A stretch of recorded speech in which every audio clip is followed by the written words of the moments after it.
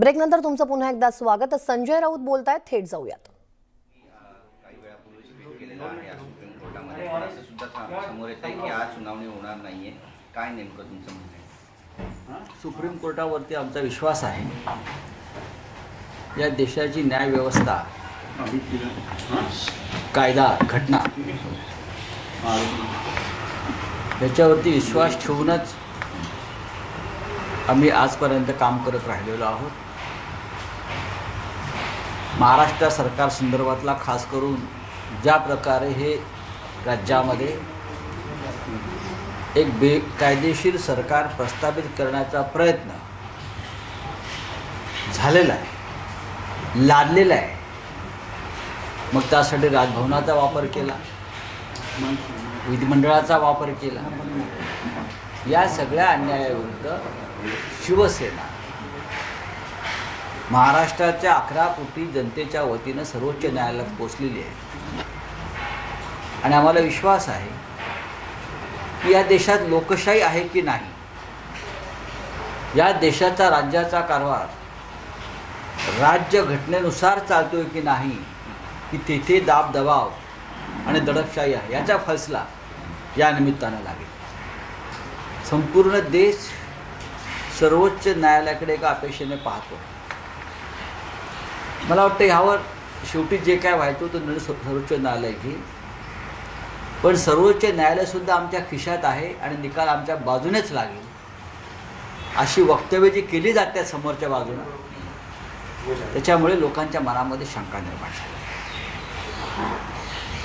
सर्वोच्च न्यायालय हे कोणाच्या खिशात असू शकत नाही. या देशाची न्याय व्यवस्था कोणाची बटीक असू शकत नाही, गुलाम असू शकत नाही, अशी आमची भावना आहे. आणि म्हणून आम्ही अत्यंत अपेक्षेने आणि आशेनं सर्वोच्च न्यायालयाकडे पाहतो. सर आपने कहा सर्वाइवल ऑफ डेमोक्रेसी बड़ी बात है. देखिए, आज ये सबसे बड़ी बात है, जिस तरह से महाराष्ट्र में एक सरकार को थोपा गया, ये पूरी तरह से जो सरकार बनी है महाराष्ट्र में, जो बनाई है भारतीय जनता पार्टी ने, ये पूरी तरह से इलीगल है. कानून का अगर और देश के संविधान का कोई हवाला देता है तो ये सरकार संविधान के मुताबिक नहीं बनी है. ये सीधा सीधा डिसक्वालिफिकेशन का मुद्दा है विधायकों के. लेकिन हमारी बात उस वक्त सर्वोच्च न्यायालय ने नहीं मानी है. राज्य के राजभवन का इस्तेमाल किया गया सरकार बनाने में, यह संवैधानिक है, ये सबको मालूम है. फिर एक बार सर्वोच्च न्यायालय में एक फैसला हो रहा है, उससे पता चलेगा क्या इस देश में डेमोक्रेसी, लोकतंत्र है, बचा है, क्या इस देश में संविधान कानून है या उसकी भी हत्या हो गई है. उस बारे में फैसला करेगी देश की सर्वोच्च न्यायालय. महाराष्ट्र की जनता नहीं, देश की जनता सर्वोच्च न्यायालय के तरफ बहुत ही आशा और अपेक्षा से देख रही है. हमें विश्वास है कि सर्वोच्च न्यायालय में न्याय होगा. कुछ लोग महाराष्ट्र में कल से बोलने लगे हम ही जीतेंगे, फैसला हमारे पक्ष में होगा. क्या सर्वोच्च न्यायालय उनके पॉकेट में है, खिसे में ही बैठा है? हाँ, उनका गुलाम है? ये नहीं है. सर्वोच्च न्यायालय स्वतंत्र है, निष्पक्ष है और उसका फैसला सर्वोच्च न्यायालय को करना होगा. सर, शिवसेनेची पुढची भूमिका या संदर्भातली कशी असेल? क्या आपका क्या है? सर, शरद पवार साहब का बयान आया कि 2024 में जो महाविकास आघाड़ी के अलायंस हैं वो साथ में चुनाव लड़ेंगे. क्या कहना चाहते हैं? और देखिए, पवार साहब की भूमिका जो है बहुत ही एक समन्वय की भूमिका है और उस बारे में ज़रूर हम सब लोग एक साथ बैठकर बात करेंगे, ज़रूर बात करेंगे. सर लोकशाहीचा सर हिंदी में खत्म कर लेते हैं. सर, कैबिनेट का पहला फैसला था और उद्धव ठाकरे द्वारा लास्ट कैबिनेट का फैसला था कि औरंगाबाद को समाजी नगर किया जाएगा. हालांकि उसे बीजेपी और नई शिंदे सेना जो है वो एक्सेप्ट कर रही है, लेकिन शरद पवार जी ने कल ही कहा औरंगाबाद में कि वो इस चीज़ से बहुत ज़्यादा खुश नहीं है, क्योंकि बात ऐसी है कि पवार साहब की एक भूमिका है. पवार साहब ने इतना ही कहा कि हमसे बातचीत नहीं हुई, इतना ही कहा है, समन्वय नहीं था, निर्णय को विरोध नहीं किया है.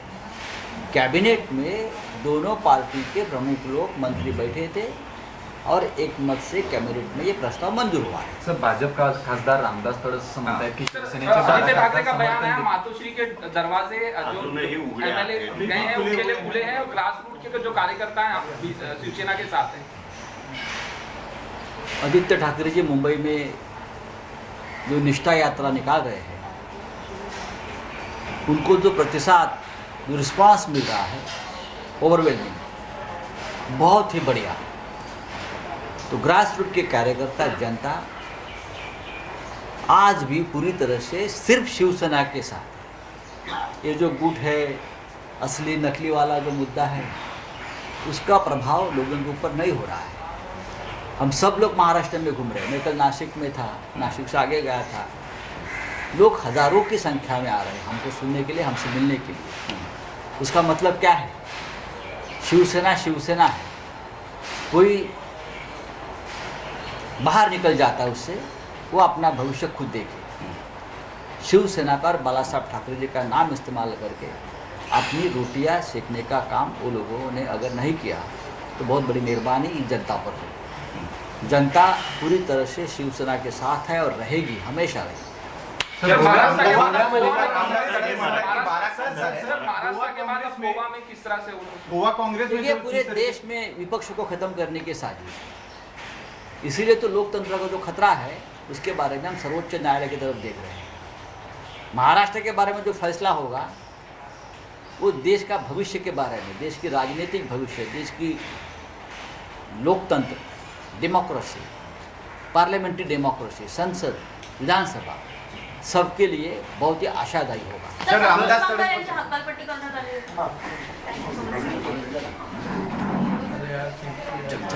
प्लस होते आज बंडखोर आमदारांच्या संदर्भात सुप्रीम कोर्टामध्ये निकाल येणार आहे।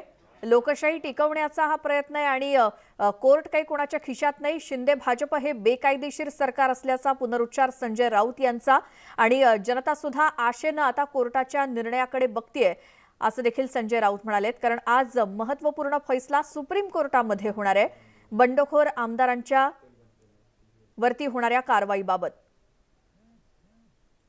तर कोर्ट काय भाजपचे गुलाम आहेत का असं देखील संजय राऊत म्हणालेत। लोकशाही टिकवण्याचा प्रयत्न सुरू आहे आणि जनता देखील कोर्टाच्या निर्णयाकडे आशेनं पाहते। त्यामुळे शिवसेनेसाठी सुद्धा आज महत्त्वाचा दिवस आहे। सुप्रीम कोर्टामध्ये बंडखोर आमदारांच्या संदर्भात काय निर्णय होतो या संदर्भात